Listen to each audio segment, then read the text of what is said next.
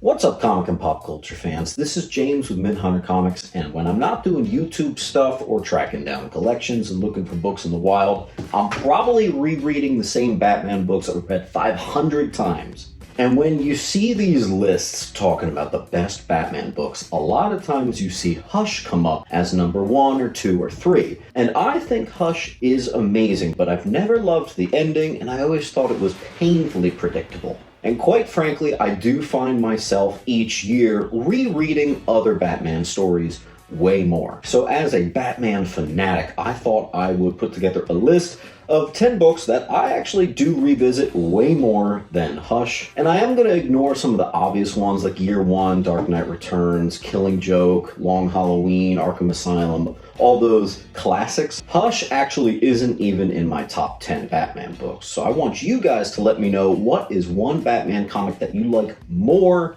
than Hush. Fun fact, I actually like Heart of Hush, the sequel, better than Hush. Let's get into it. I'm going to start us off with Cold Days. This was a 3-part, very recent comic book from the Tom King Batman run. And I do believe that Tom King not only really understands Batman, but finally a Bruce Wayne story. This is actually one of my favorite Bruce Wayne stories ever. The whole thing is basically a courtroom drama as Bruce Wayne buys his way onto the jury because he wants to revisit a certain case. Batman beat the crap out of Mr. Freeze, and his life is in their hands. Batman, as Bruce Wayne, specifically takes a very introspective role and really looks at, has his violence gone too far, and is it to the point where he might have wrongfully accused Mr. Freeze? Moreover, he just really needed to figure out if it was his bad headspace that led to Mr. Freeze's condemnation, or if there was a little bit more going on. A lot of times in Batman stories, you get a lot of characters that question his morality, but it's cool to see it come from within and to see him want to be doing better. I recommend that to everybody all the time. It's amazing. Next up is going to be Whatever Happened to the Caped Crusader. I think it's just a 2-parter. This one's not going to take you more than half an hour to read. This is an awesome book. It is a little bit of an homage to Whatever Happened to the Man of Tomorrow, Superman story, but it's a very meta look at how important Batman is. It's kind of that age-old question of, if you could attend your own funeral, how could it go? It actually reads out kind of like a Batman the Animated Series episode, so it speaks to me on that level, of course, but it's nice to see how the villains and how the people of Batman's life interact with his presumed dead body. One of those great stories that shows the importance of Batman, which is a theme we're going to revisit later on. Next up is Born to Kill.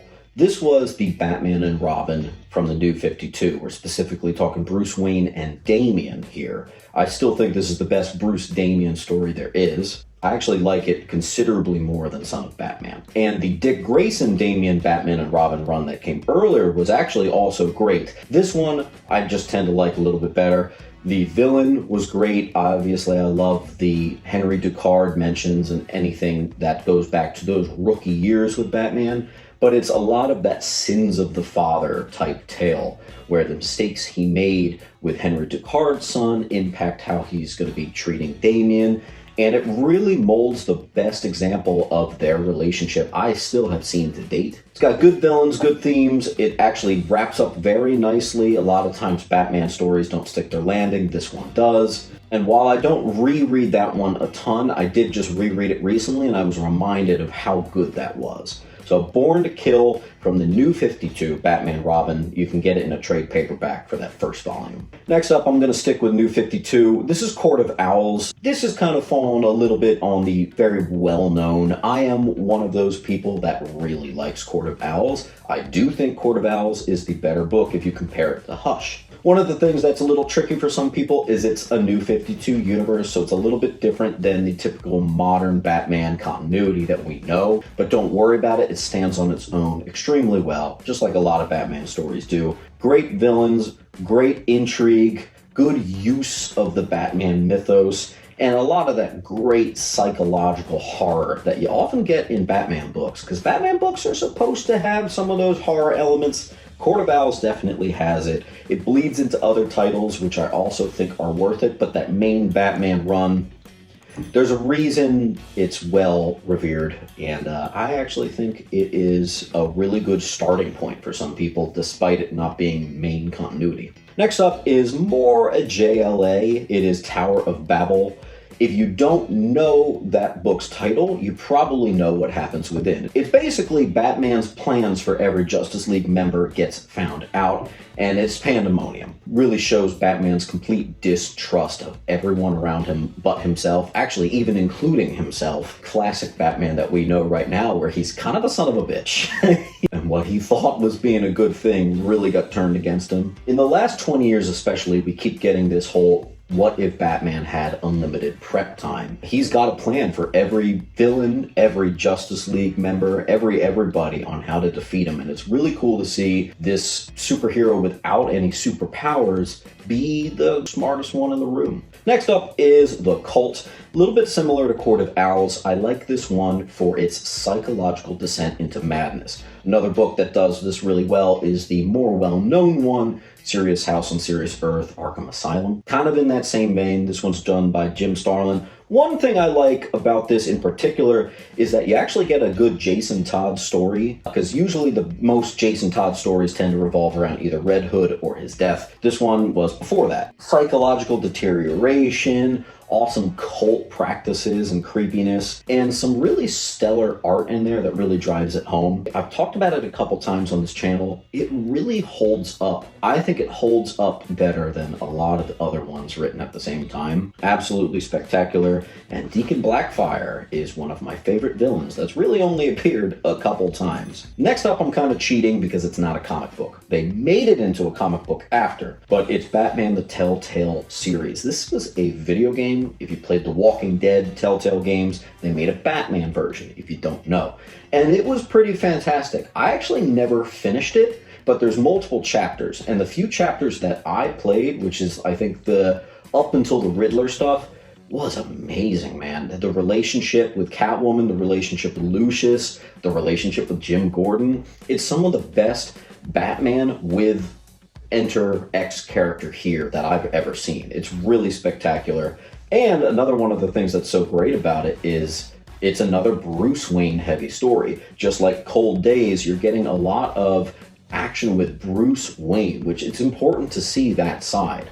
I don't think we see enough of that in recent comics, so that was really fun. Next up is No Man's Land. So fun fact, I put this on the list, but I'm actually talking about the novelization version. You can obviously get the trade paperbacks, you can get the omnibus, which is from the, 1998 to 2000, I don't know, that particular run, and it's amazing. But there's a novelization that I really like, and when I used to take long drives, I actually had a book on tape of this.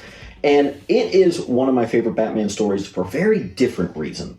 I love the Bat family. This is one of those stories that doesn't get enough love, and I think they juggle the villains, Gotham City as almost a character, and all the members of the Gotham police force and the Batman family really well.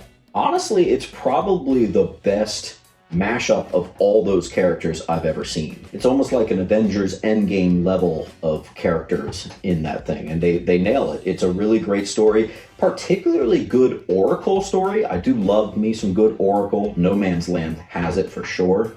There's just a lot of good stuff there. It actually served as the inspiration to Dark Knight Rises, the Christopher Nolan movie. It's just one of those awesome stories because it tells us what we've all been thinking for decades, which is Gotham is really a hellhole, and what if the country was just better off if they just let it be? Well, that's what happens. They blow the bridges and Gotham's on its own. So it's really cool to see the crime factions and the legacy of Batman and the hope that people have in their hearts for him. Fantastic. Next up is Kings of Fear. One of my favorite Batman villains, probably top 3, is Scarecrow. Because I have a tendency to like the psychological descent style stories, Scarecrow and his fear gas is almost always going to bring that forth. What are your fears? Well, in this one, it actually combined a little bit of that and It's a Wonderful Life. You get a little bit of what happened if I was never born in here. And Batman is shown a life where Batman didn't exist. And Penguin, Joker, Riddler, Two-Face, everybody is thriving it basically tells us that the creation of Batman is what set in motion all these evil villains. And of course, it is a little bit of a ruse, and there's a little bit more than meets the eye, but that was a cool book that I think I've never heard anybody mention. Like, the book came out, it was drawn by Kelly Jones, so the art is fantastic. People liked it. I don't know if people were blown away by it. It resonated with me more than maybe most people. I really dug it, and I don't know why I never hear it, because that was a total winner, especially if you're a Scarecrow fan.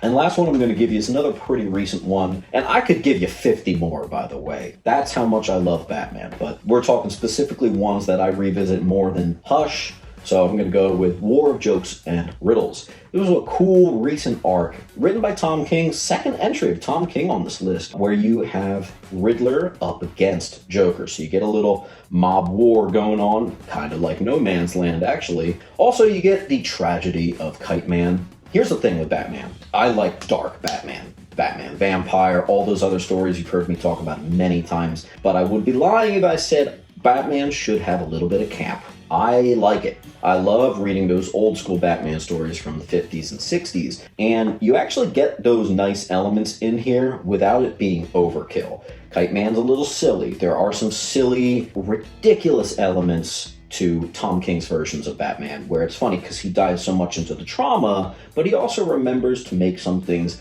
lighthearted and fun, which comic books should be lighthearted and fun sometimes. And this one has it for sure. I think the ending was kind of genius, and it was cool seeing Batman have a glimmer of crossing the line. Oh, almost forgot to mention, that's my favorite depiction of the Riddler I have yet to see, even more than the movie, and almost as much as the Telltale Games Riddler. Telltale Games Riddler, pretty fantastic. I'm putting myself out here on this one. I openly admitting that I think Hush is a little overrated, and I'm giving you a little bit of the underrated one, so hopefully you don't crucify me in the comments here. Obviously, Hush is amazing, but I don't revisit it as often as other people do. I revisit these ones much more.